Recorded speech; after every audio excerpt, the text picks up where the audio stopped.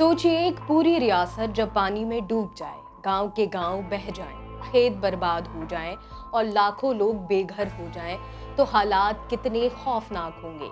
यही मंजर आज पंजाब का है। पंजाब सरकार ने ऐलान कर दिया है कि पूरे के पूरे 23 जिले फ्लड हिट हैं। 30 से ज्यादा लोगों की मौत हो चुकी है और 3.5 लाख से ज्यादा लोग इस तबाही का शिकार हुए हैं। ये कोई मामूली कुदरती आफत नहीं है, बल्कि दहशतनाक त्रासदी है जो देखने को मिल रही है। शाहकोट तहसील की धक्का बस्ती और नकोदर के पास कांग साबू गांव जैसे छोटे छोटे इलाकों में ये बाढ़ हर साल कयामत बनकर आती है। 2023 में सतलुज ने ऐसा तांडव मचाया कि 25 से ज्यादा घर मिट्टी में मिल गए। लोग छतों पर चढ़कर जान बचाते रहे और आखिरकार फौज ने उन्हें निकाला। आज भी वही कहानी दोहराई जा रही है। 5 से 6 फुट पानी है, मिट्टी के घर बह गए हैं, साल भर की कमाई लहरों में बह चुकी है। गांव वाले लोग कह रहे हैं कि हर साल सब कुछ मिट्टी हो जाता है, हम फिर से शुरू करते हैं और अगले साल फिर वही होता है। ये लोग पीढ़ियों से दरिया के किनारे रह रहे हैं, लेकिन हुकूमत से बार बार गुहार लगाने के बावजूद इन्हें कभी सुरक्षित जमीन नहीं मिली। पंजाब सरकार ने अब साफ कहा है कि पूरे 23 जिले बाढ़ की चपेट में हैं। 1200 से ज्यादा गांव डूब चुके हैं। 3.5 लाख से ज्यादा लोग प्रभावित हुए हैं और 1,48,000 हेक्टेयर फसलें तबाह हो चुकी हैं।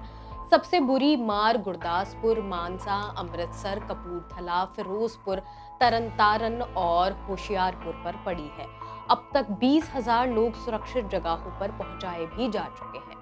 स्वास्थ्य मंत्री बलबीर सिंह ने बताया कि 818 मेडिकल टीमें काम कर रही हैं ताकि कोई भी मरीज बिना इलाज के ना रह पाए।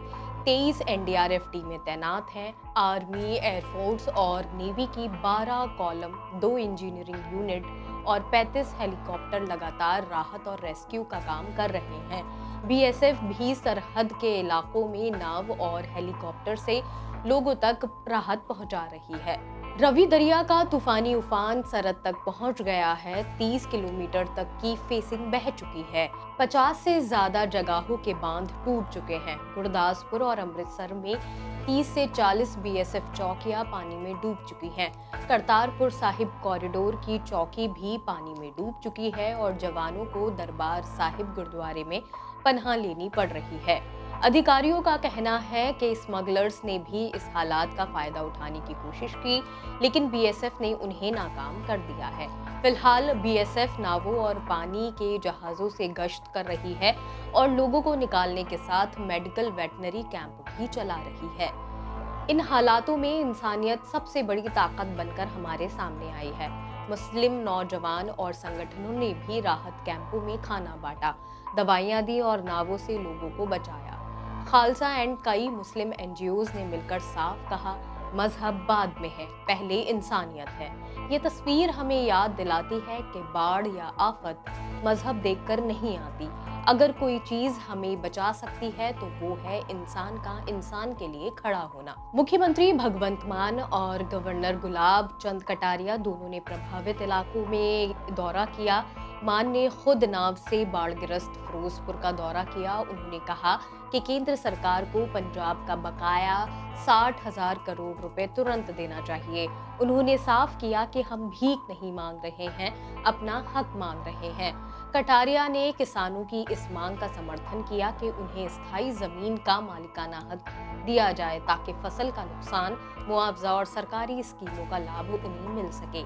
लेकिन सवाल वही है कि क्या इन गरीबों की आवाज कभी दिल्ली तक पहुंचेगी या फिर हर साल वही मंजर दोहराया जाएगा। लाखों लोग बेघर हो गए, हजारों खेत उजड़ गए और इंसानियत दोबारा पानी में बहती नजर आ रही है। फिलहाल इस खबर में सिर्फ इतना ही। बाकी और खबरें देखने के लिए जुड़े रहिए ऑब्जर्वर पोस्ट के साथ। शुक्रिया।